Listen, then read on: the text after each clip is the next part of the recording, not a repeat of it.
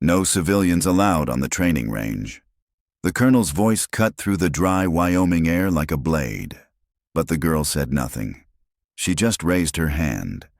Weeks earlier, before the shot heard across Camp Dalton, she was no one. Just a quiet figure in a gray t-shirt, ponytail swaying, sleeves rolled up over dust-stained forearms, sorting boxes of ammunition near the edge of the firing line. Harper Maddox, age 26, volunteer logistics support, no rank, no orders, no one's responsibility. Every morning at 0500 she was there, cleaning sand from barrel grooves, checking mount clamps, organizing ammo by grain weight. No complaints, no chatter, just methodical silence. The young soldiers called her Ammo Ghost, not with malice, more like habit. Nobody had seen her fire a weapon. Nobody ever asked. One morning, as she stood quietly behind a folding table, a private walked by, laughing. "You're just logistics. Why are you staring down the scope like you know what you're doing?" She didn't respond, just turned back to her notebook and continued scribbling. Wind angles, heat deviations, mirage distortion, handwritten in clean, steady ink. Another time, she picked up a broken M40 rifle bolt jammed. She disassembled it calmly, cleared the fault, reset the mechanism. The sergeant barked. "Put that down. You even certified to touch that thing," but Lieutenant Carter McNeil had noticed her hands. Too smooth, too sure. Not fumbling, not guessing, just doing. Sometimes, she adjusted invisible windage knobs in the air. Tiny motions, half automatic, half memory. And when she cradled a rifle for just a second, never aiming, never lingering, there was a weight in how she held it, like muscle memory without a past. One afternoon, she picked up a spotting scope, not to use it, just to test the balance. Turn the focus ring gently, feel the precision. When she realized McNeil was watching, she set it down like she'd crossed a line and stepped back. Then everything changed. Colonel Jack Whitmore called a surprise inspection. Pentagon observers, defense contractors, live fire demonstration. Camp Dalton had to show up. Security tightened, access restricted. Harper arrived the next morning, same time as always. A young MP at the gate raised a hand. "Sorry, ma'am, classified exercise. Civilians stay outside." She nodded once, said nothing, turned and walked away. But McNeil saw something in her eyes. Not protest, not pride, disappointment, and under that, hunger. By 0900 the Wyoming sun hung heavy. No wind. 97 degrees. Colonel Whitmore stood silent behind the firing line. "Today, we prove why Camp Dalton produces the best marksmen in the Army, 400 yards away, behind the perimeter fence." Harper watched through binoculars, still focused. What no one knew was she had seen every shot, every mistake, and something no one else had noticed. Some people stay invisible until the world needs them most. Stick around and subscribe to Stories Unseen, where we tell the stories they never ask to share. But what she opened her notebook. Pages covered in diagrams, calculations, observations. "The wind has shifted 15 degrees since the demonstration started," she said quietly. "It's now southwest at 8 miles per hour, gusting to 12. Mirage patterns show a mild temperature inversion. It's pushing trajectory about 2 inches off at 1,200 yards. Lieutenant McNeil stared. "How do you know that I've been watching this range every morning for 8 months? Logging wind, humidity, sun angle, air density. The patterns don't lie." She flipped to the next page. "Private Monroe's scope is misaligned. Rear rings mounted 1/16 of an inch too high. That's why he's pulling left." Her voice wasn't dramatic, just deliberate, focused. Each word landed with the weight of practiced clarity. "Where did you learn all this?" She closed the notebook slowly. "Someone taught me that precision matters more than recognition." The line hit harder than she intended, and deeper than McNeil expected. The demonstration continued and worsened. Shot after shot missed wide. Pentagon observers checked watches. Defense contractors whispered. Colonel Whitmore's jaw tightened into stone. "Gentlemen," he said flatly, "this is unacceptable. We continue until someone meets standard. Another break, more sweat, less hope." Harper stepped closer to the fence. Not pushing, just present. McNeil noticed her. She didn't raise her voice, just met his eye. "Lieutenant, I know I have no right to ask this, but would it be possible for me to take one shot?" McNeil blinked. "You want to shoot now here?" "Yes, sir.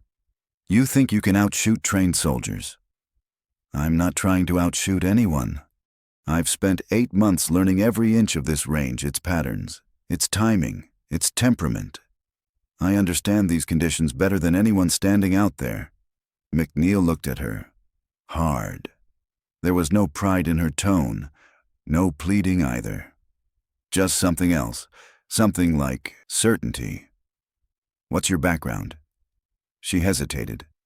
"Then my father was Tom Maddox." McNeil flinched like the name had weight, which it did.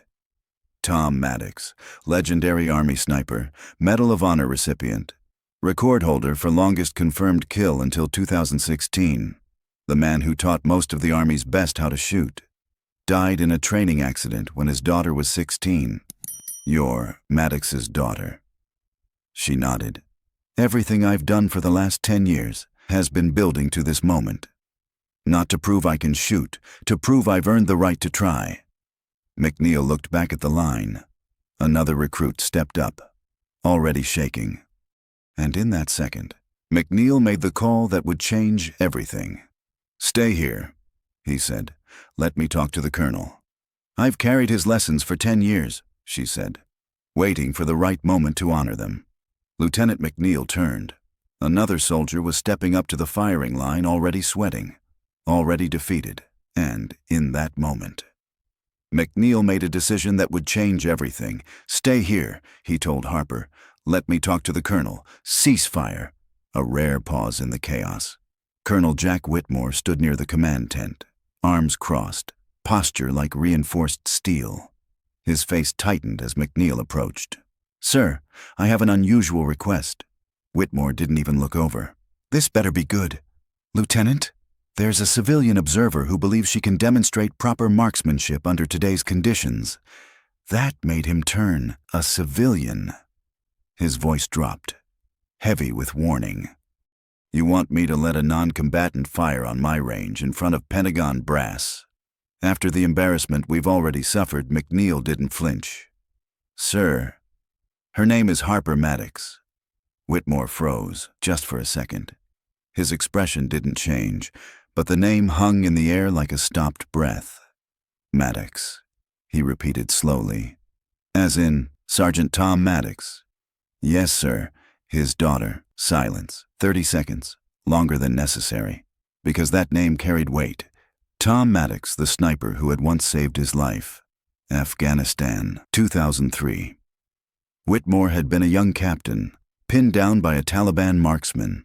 3 men had gone down trying to reach him. The odds were impossible. And then, from 1,400 yards, in a crosswind so violent it could snap flags, Maddox made the shot. 1 bullet, 1 life saved. Colonel Whitmore had never forgotten that moment, or that debt. "She wants to shoot?" he asked. "Yes, sir. 1 demonstration shot." He looked toward the perimeter fence. Harper stood exactly where her father would have still as stone. There was something in her posture that was painfully familiar. Same quiet stillness, same control. "Bring her forward," he said. Then he added, without turning, "But if this goes wrong, McNeil, it's your career on the line." The command was passed.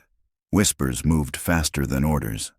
The young woman in the gray shirt was let through, and as she stepped toward the firing line, conversation stopped. No more mocking laughter, no more snide glances. She walked with quiet precision, not rehearsed, remembered. Colonel Whitmore addressed her formally. "Miss Maddox, Lieutenant McNeil tells me you believe you can demonstrate proper marksmanship under current conditions." "Yes, sir." "And what makes you think you can succeed where trained soldiers have struggled?" Harper opened her notebook. Page after page of notes. Temperature fluctuations, wind shift data. Mirage distortion, ballistic corrections. I've studied this range for 8 months. Sir, every morning, every variable. I understand the challenges here better than anyone standing on this line. Whitmore scanned the pages. Professional-grade ballistic data, not learned-lived. Your father trained you every day. From the time I was 12 until the day he died, I was 16. Why didn't you enlist? I was offered programs. But they wanted me for his name. I needed to prove I was more than a shadow. Whitmore didn't respond. He simply nodded once. The range went silent. Subscribe for more untold stories of quiet greatness. This is Stories Unseen. What do you propose? Harper didn't hesitate. 200 yards. One shot, but not at a paper target. From her pocket, she produced a silver dollar, worn edges, dull from time. This belonged to my father. He used it to teach me about precision, under pressure. The range went still. Pentagon officials stopped whispering. Contractors shifted in place. Colonel Whitmore examined the coin, smoothed his thumb across the tarnished face. You want me to throw this and you'll split it mid-air with a live round? Yes, sir. That's impossible. Harper's voice didn't rise. It didn't tremble. Dad always said, impossible just means no one's done it yet. She looked him in the eye. This could redeem the day, or make it worse. But either way, it'll be honest. Whitmore didn't reply. He turned to Lut McNeil. Select a rifle for Miss Maddox. McNeil nodded. From the rack. He chose a rifle older than most soldiers on the line. Remington 700, custom stock. Worn, but clean. Reliable. Harper accepted it like it was sacred. No show, no ceremony. 20 seconds. That's all she needed for a complete function check. She adjusted the scope with Tiny, practiced turns, ran the bolt, checked chamber, examined the crown. What ammo? McNeil asked. Federal gold medal match. 168 grain. Sierra Match King if you have it. They did. She selected one cartridge, turned it in her fingers, loaded it with care, then walked to the 200-yard mark. The rifle settled into her shoulder like it belonged there. Her breath slowed. Heartbeat leveled. Noise disappeared. Colonel Whitmore stepped forward. Coin in hand, 30 yards ahead. He turned, held it up between his fingers. Are you ready? Miss Maddox ready. Sir. He drew his arm back. Then let's see if 10 years of patience can split silver. The coin spun into the sky. Upward. 30 feet. 40. It caught the sun, tumbling like a signal flare. Downward arc began. And then crack. The shot echoed across the open Wyoming air like distant thunder.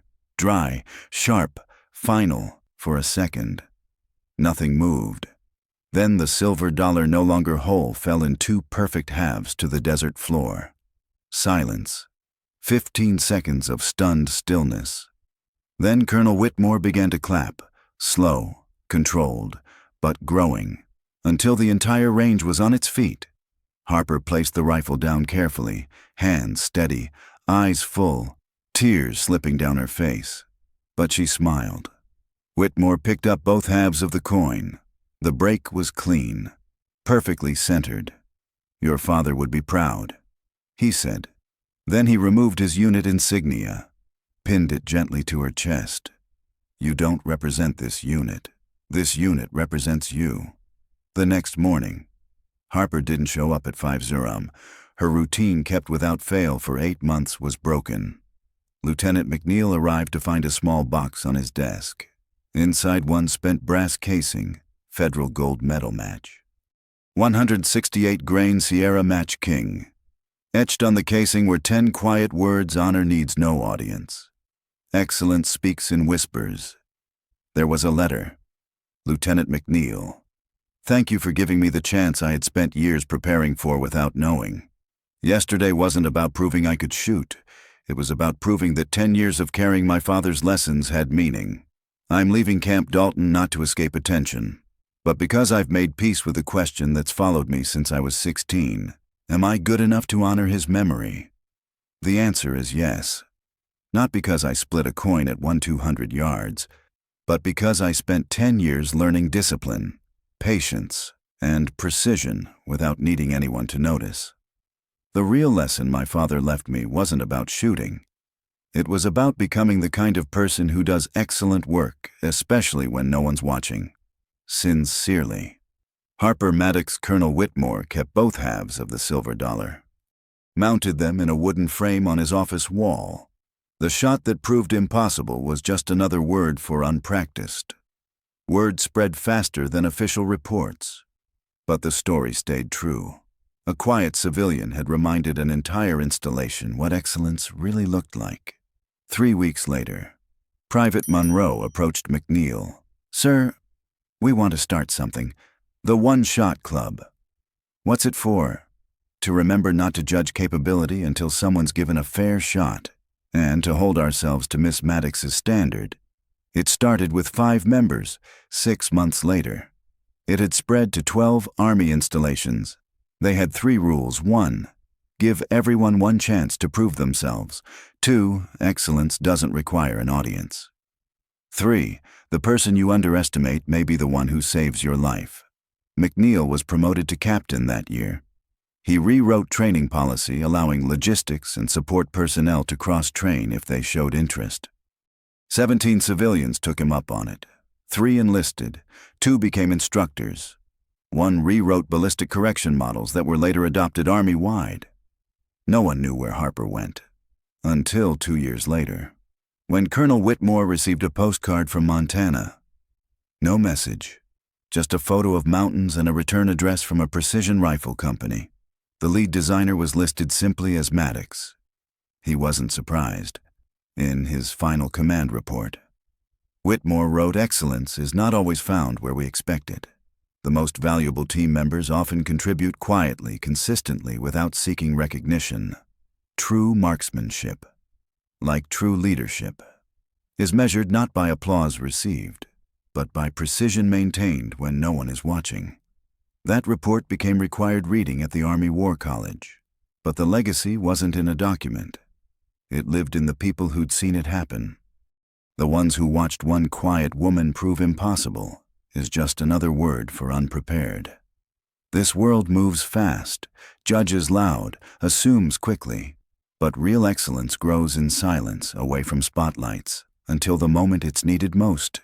So before you decide who belongs, remember Harper Maddox. Before you dismiss the quiet observer, remember the coin.